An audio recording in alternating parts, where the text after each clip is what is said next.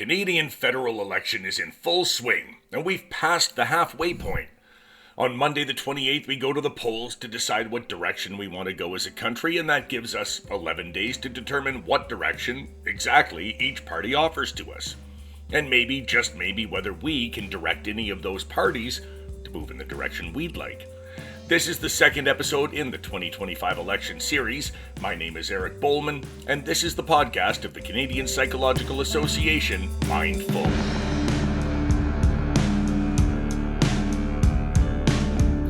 Throughout the year, lobbyists from the Canadian Psychological Association lobby politicians of all stripes. Now, sometimes gently, sometimes forcefully. Sometimes they convince the decision makers to make large-scale changes, other times marginal changes, and of course sometimes no changes are made at all. 2 weeks ago we spoke to Glenn Brimacombe. As the CPA's Director of Policy and Public Affairs, he's the one who directs lobbying efforts, organizes policy positions, and advocates on behalf of the CPA for Canadian interests in the mental health arena and anywhere human behavior plays a role. Since he's right down the hall from me in the office, it was really easy to convince him to come back for round two. But let's talk about the election campaign and the season and how it's coming. We've a couple of weeks later now. We're right in the middle of the election campaign. What are you seeing based on what we talked about last time in terms of bringing mental health care to the forefront, in terms of talking about it with the candidates? Are you seeing anybody actually paying attention to this and talking about it? I haven't seen a heck of a lot of it, I must admit. Yeah, no, that's a very good question. So I think it's fair to say right now, still, we're seeing the predominance of the narrative around jobs, tariffs, and economic/general uncertainty in our lives. And that's fair. I mean, the Trump import tax, as I call it, it's a tariff, but it is a Trump import tax, is having just a dominant effect. It's having a conditioning effect on the whole election. And so to some degrees, it's been a bit of a gift to the Liberal Party of Canada because it has reinvigorated and really shone a light on the bona fides of Mr. Carney, just in terms of his background. Not that Mr. Poilievre doesn't have a series of interesting policies, he does, but the calculus has changed dramatically compared to, let's say, 6 weeks ago, right? Right, yeah. Now saying that, to your question, when it comes to healthcare, what's interesting is, you know, many of us, when we talk about what defines us as a Canadian, healthcare is right up there. It's seen in some ways as being our national identity. If you recall that when we had a competition to identify the greatest Canadian, we identified Tommy Douglas as our greatest Canadian, the founder of Medicare. Yes. So saying all of that, what's interesting, generally speaking, in federal elections, as important as healthcare is to us, and generally speaking, when you look at the public opinion polls, it's always amongst the top three issues that Canadians identify that government should focus on. It rarely becomes a ballot box question in a federal election. And largely that, in my view, that's due to the fact that the feds have a limited amount of policy levers that they can actually pull to improve the overall performance of the healthcare system. Doesn't mean there aren't any, but they have a limited array or tools in their toolbox that they can use in terms of really effectively and having a direct relationship to making a decision, whether it's funding or programmatic, and seeing a direct impact in terms of making the system either better in terms of quality of care or improving overall access to care. So that's one interesting kind of piece that I would say. And just the only time that healthcare really has been a ballot box question, you have to go back to when Stockwell Day was leader of the Reform Party. And if you recall, during one of the debates, he put up a sign that said, "No two-tier healthcare." And that was one of the rare moments when healthcare has been a flashpoint for discussion between federal political parties in the context of an election. Man, I'm going to lean on my youth here a little bit, in that, in as much as I have any. The only thing I remember about Stockwell Day was him showing up somewhere on a jet ski wearing, a life vest of some kind. That's my sole recollection of him at all. I believe that was the election where the Conservatives got hammered and ended up with only 2 seats right after Kim Campbell was appointed Prime Minister. Am I accurate in that? Yeah, I'm not saying it was right or it was pretty, but it just shows you, at certain moments in time, there's a rare opportunity when healthcare kind of raises its profile, and it's a real intense focus of public policy discussion during an election. And again, now saying that, there are certain pieces of healthcare that are being identified by the political party. And I'll focus predominantly on the Liberal Party and the Conservatives, because when you look at the polling, and no disrespect to the NDP and the Greens and the Bloc, but it's really a two-horse race right now when you look at the polls. I mean, Canadians seem to be either voting or showing their preference for the Conservatives or the Liberals. So there are elements of healthcare that are there. And I'll just get into a couple of them because it'll really get to my larger point around mental health. So they are both declaring themselves in support of pharmacare and dental care and basically saying they won't touch it. They have what they have. They may grow it. And that's more the Liberal Party than the Conservatives in terms of growing it. Both parties in the past have said that they'll comfortably abide by the 10-year First Minister's Health Accord in 2023. That was negotiated between Prime Minister Trudeau and the provinces. So that's 10 years, cumulative amount of almost $200 billion that'll be transferred to the provinces. The Liberals have talked about trying to improve the foreign credentialing process to get more healthcare professionals who are trained outside of the country into the system.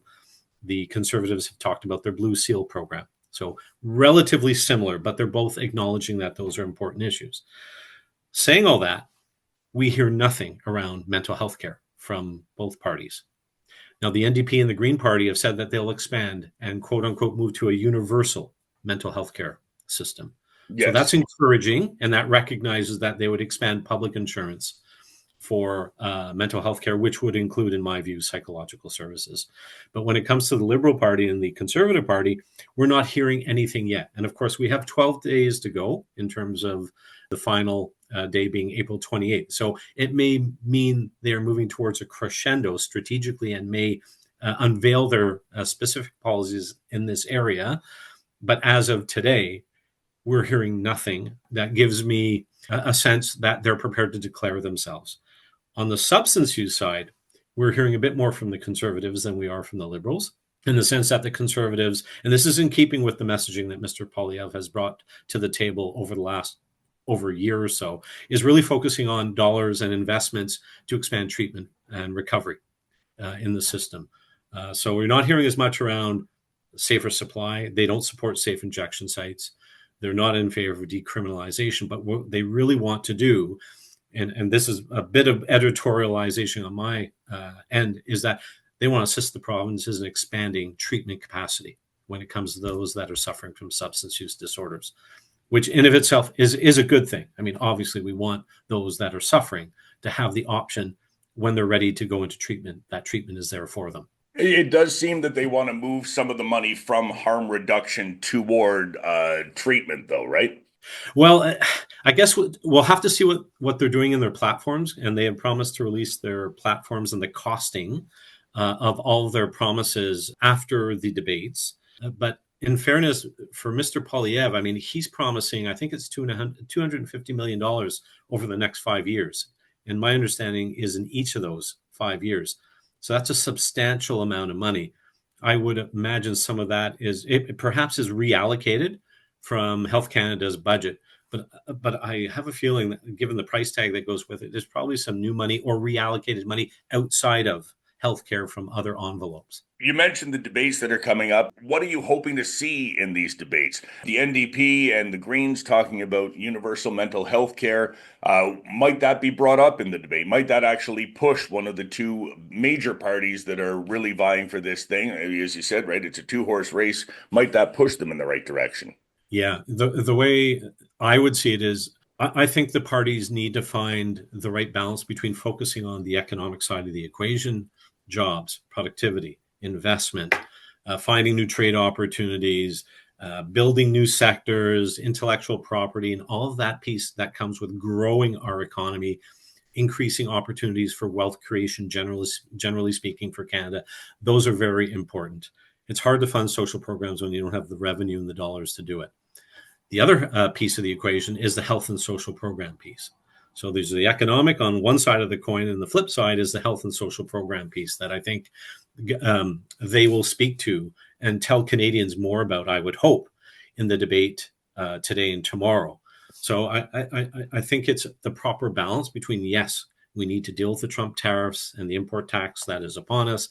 We need to look to the future and secure our economic future as a country and look for other opportunities that go beyond the United States. But at the same time, we need to make sure that we are taking care of Canadians with regard to their health and overall well-being. So I'm hoping that because the balance for the most part has been tilted towards the economic piece so far in terms of the discussion. I'm hoping that they'll calibrate that a bit over the next, whether it's through the debate or towards the end of the campaign, they'll begin to find a little better balance between, yes, we've got your back on the economic side, but let me tell you what we're going to be doing in terms of some of the social programs and health programs that are very important to Canadians.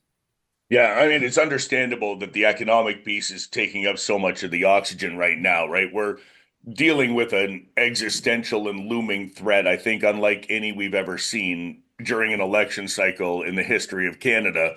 So it's pretty hard to cut through with all of that. The one thing that you mentioned earlier, though, right, is the facilitating of moving professionals into Canada who can fill some of the healthcare jobs. Also, scientists, right? We're seeing a lot of institutions, universities, scientific institutions saying, "Hey, Americans, come on up here. We welcome you." But it is a difficult, long process. Maybe that's a place where the two can sort of intersect.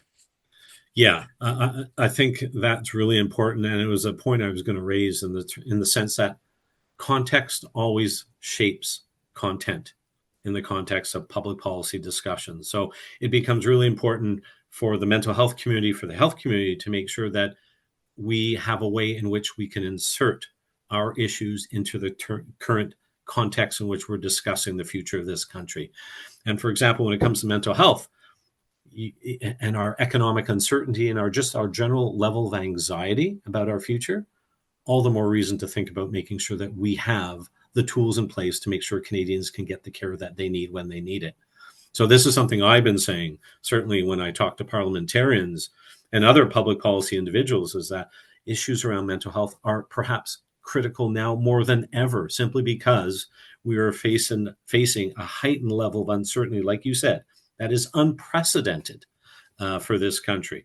So we really need to make sure we take care of ourselves. And how do we do that? We need to make sure that we have the programs and services, particularly on the mental health front, that allow Canadians to get the care when they need it.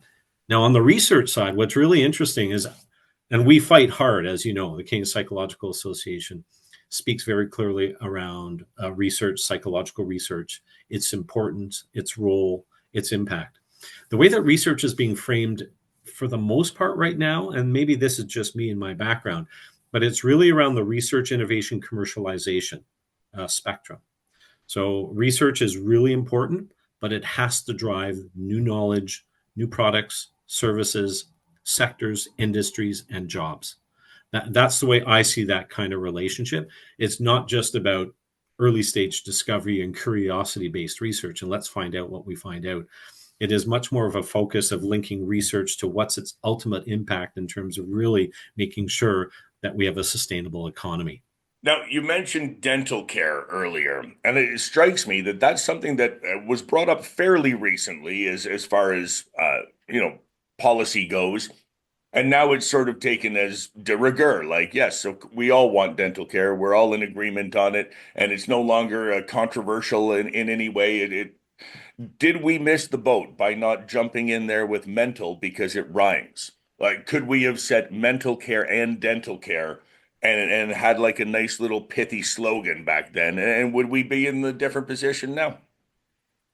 The politics of the moment have dictated the fact that dental care has trumped mental health care as a priority. And what I mean by that is that if you recall, in the last election, the Liberal Party of Canada made a substantial commitment towards mental health care, expanding mental health care, broadening the Canada Health Act, or introducing a new piece of legislation called mental health parity, attaching to it a Canada mental health transfer that would grow to a value of $4.5 billion per year in its fifth year. And by simple fact of the politics, i.e., they were a minority government, the only way that they could actually move forward on any of their agendas was to have a partner. The NDP was their partner, and the NDP's, at least in my view, price to be paid for being that partner was that their priority was dental care. It wasn't mental health care. So the politics of the moment dictated that couldn't do both at the same time, limited amount of money. We have other priorities, of course, as a government to focus on.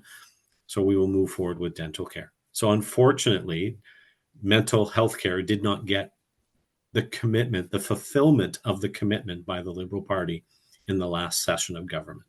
So it was an either or in that circumstance, is kind of what you're saying, and dental care won the day. What are the healthcare issues more broadly than obviously we care about mental health care. We want that to be a central issue, but what are the other health issues that you think we should be focusing on in the last few days of this election? So other issues outside, of course, our bread and butter area of focus around mental health and substance use health, public health. We just went through COVID, a substantial, transformational, traumatic impact to Canadians. We're not talking about public health readiness and emergency preparedness. It seems to me to be a natural piece to focus on. I mean, just look at what's going on with the measles Right. and vaccinations, and unfortunately, a few young children dying. To me, that's an important issue. Long-term care standards. The federal government has a set of long-term care standards, but they're making them voluntary. They aren't codifying them into legislation in a world where, again, you look to COVID, where it was revealed the decrepitude of some long-term care facilities is abhorrent. And we need to find a better way to raise the bar when it comes to the level of quality for our seniors who deserve our utmost respect. And then the other piece is value for money in the context of our current system. And it's not, this is more inside baseball. Perhaps it's not sexy in the context of a political cycle, but we need to better understand and measure performance in our healthcare system. Generally speaking, there's pockets like in the acute care system.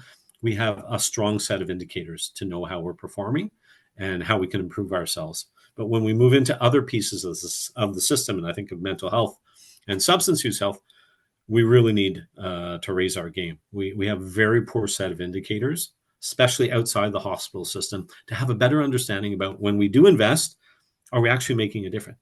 Are we improving access? Are we reducing wait times? And are we improving outcomes? So I think there's a number of different pieces here that we need to improve upon. And some of these messages, of course, we weave into our narrative while we plant the flag around the importance of investing in mental health. And you're right, measuring outcomes is less sexy, but once you can measure the outcome and you can tell people about it, then it becomes sexy again. It's a long-term investment in sexiness, I think. Yeah, right. As a colleague of mine who is a past president of the Canadian Psychiatric Association, he would always say, "You need to make mental health sexy again." And he would always, I mean, he would say it jokingly, but his point was clear in terms of we need to find ways to really raise the level of engagement and focus and importance around dealing with better access to mental health care in this country. Well, and speaking of engagement and focus, right? You mentioned COVID, and certainly, we all just went through this collective trauma. There are opportunities to talk about, public health in that relation, but it also seems like, and this is something I think where psychologists can really speak to it, a lot of us have kind of memory hold COVID already, that it was such a weird collective trauma that people just seem to want to move past it.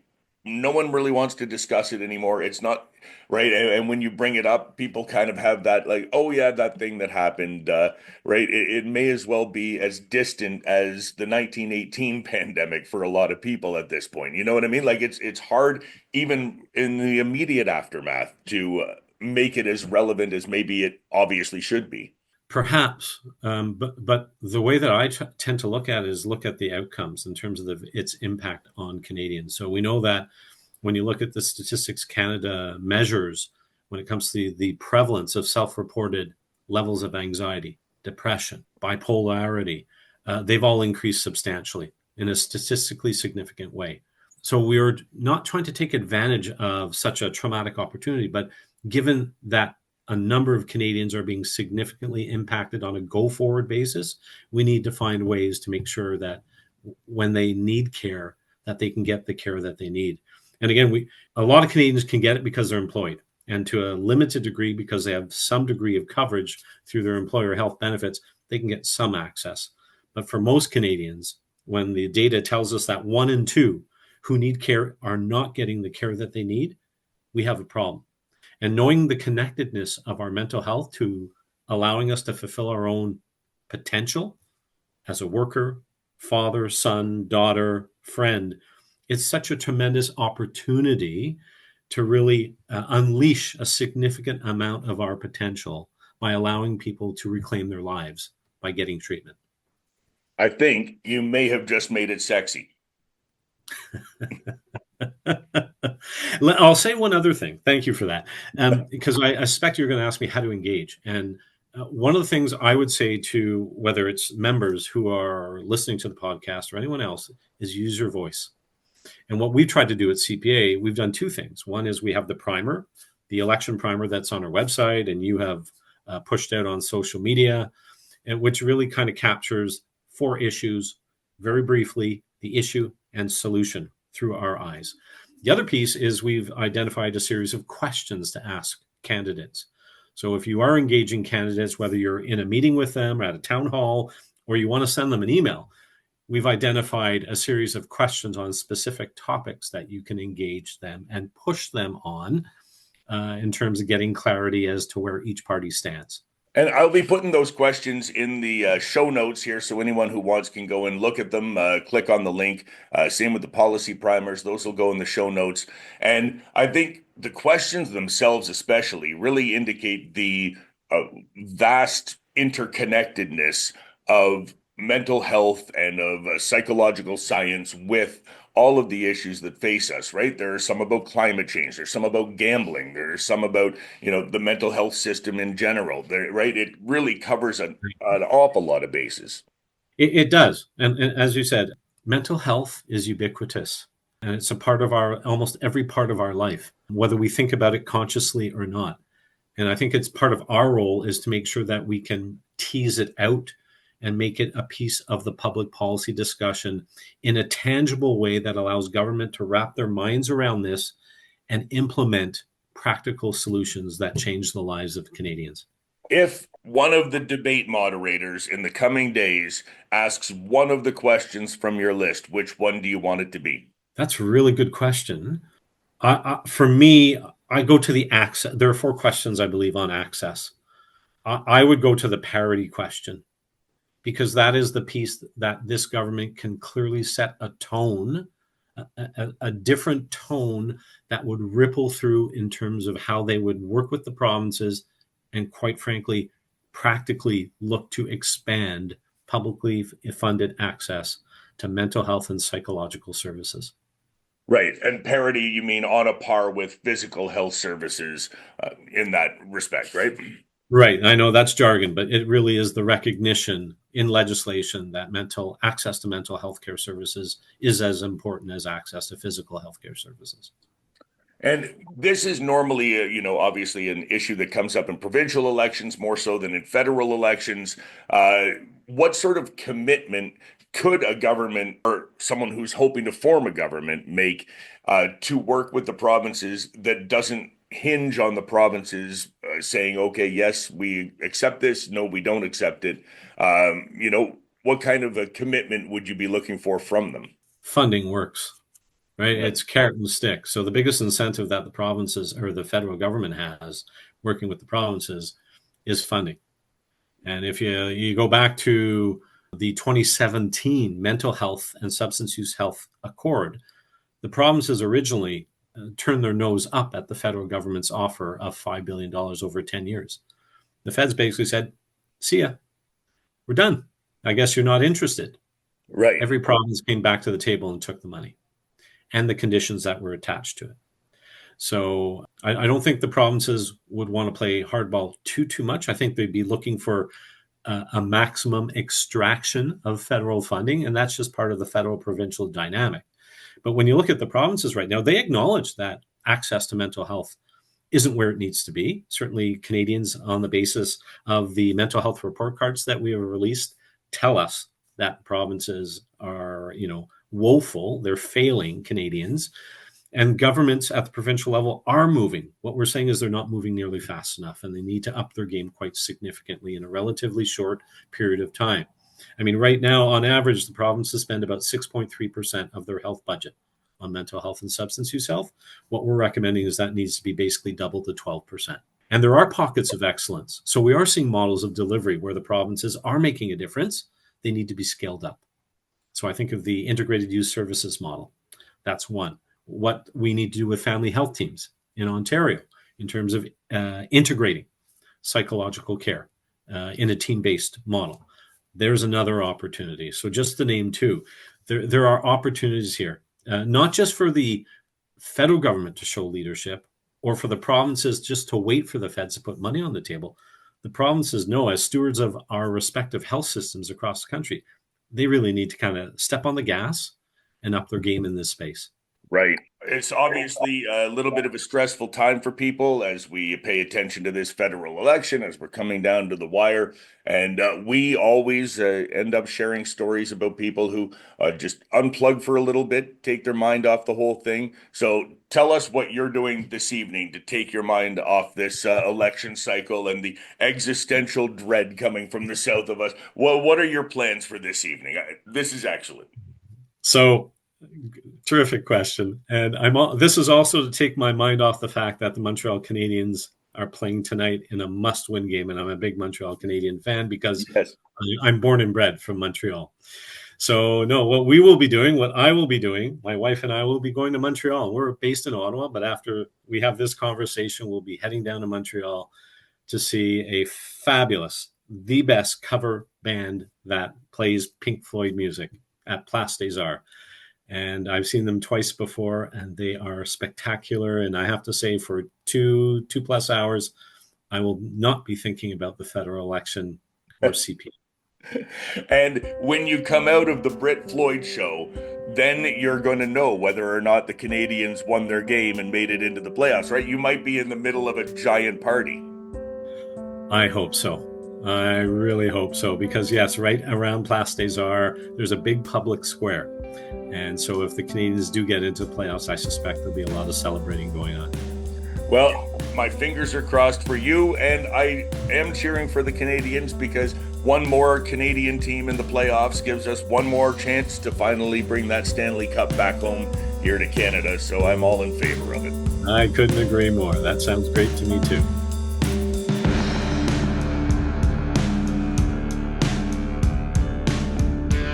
Elbows up, folks.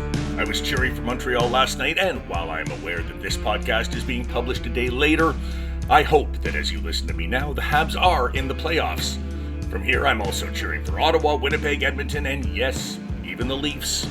In 2 months, I'm hoping we can celebrate Canada reigning supreme in North American hockey. And of course, in 2 weeks, we will go to the polls to become the leaders in North American democracy. Get out there and vote. Learn the party platforms, and if you have a chance, ask your local candidate about equity, diversity, and inclusion, or climate change, or any of the pressing questions that we have included in the show notes. Then, Glenn will rejoin me on Mindful right after the election to give us his thoughts on how it all went down. In the meantime, thank you for streaming, listening, and rating today's episode, which was written, hosted, produced, edited, and published by me, Eric Bowman. Our theme song, as always, is Avenues by David Taylor.